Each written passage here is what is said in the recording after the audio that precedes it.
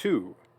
Letter to the Creek Indians, March 23, 1829.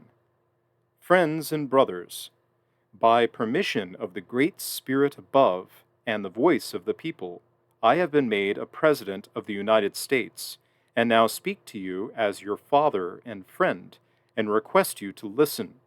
Your warriors have known me long. You know I love my white and red children, and always speak straight, and not with a forked tongue, that I have always told you the truth.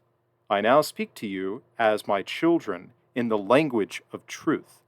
Listen.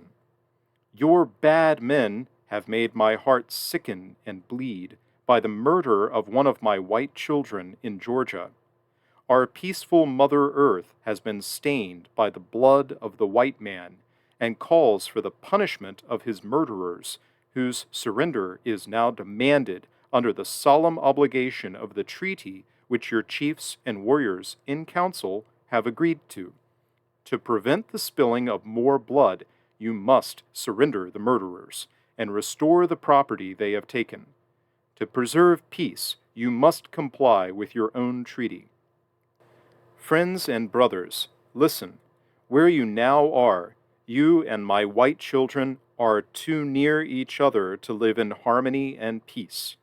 Your game is destroyed, and many of your people will not work and till the earth.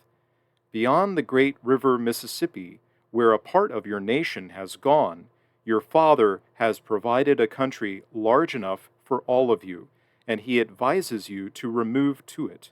There your white brothers will not trouble you. They will have no claim to the land, and you can live upon it, you and all your children, as long as the grass grows or the water runs, in peace and plenty. It will be yours forever. For the improvements in the country where you now live, and for all the stock which you cannot take with you, your father will pay you a fair price. In my talk to you in the Creek Nation many years ago, I told you of this new country where you might be preserved as a great nation and where your white brothers would not disturb you. In that country, your father, the President, now promises to protect you, to feed you, and to shield you from all encroachment. Where you now live, your white brothers have always claimed the land. The land beyond the Mississippi belongs to the President and to none else, and he will give it to you forever. My children, listen.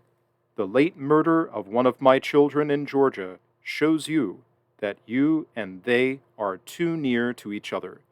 These bad men must now be delivered up and suffer the penalties of the law for the blood they have shed.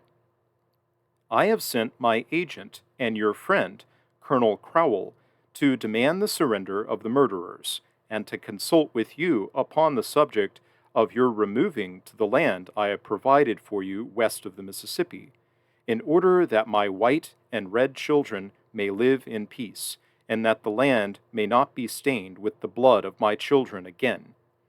I have instructed Colonel Crowell to speak the truth to you, and to assure you that your father, the President, will deal fairly and justly with you, and whilst he feels a father's love for you, he advises your whole nation to go to the place where he can protect and foster you.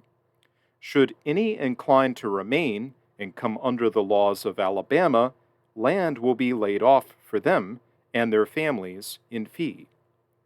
My children, listen. My white children in Alabama have extended their law over your country. If you remain in it, you must be subject to that law. If you remove across the Mississippi, you will be subject to your own laws and the care of your father, the President. You will be treated with kindness, and the lands will be yours forever. Friends and brothers, listen. This is a straight and good talk. It is for your nation's good, and your father requests you to hear his counsel. Andrew Jackson.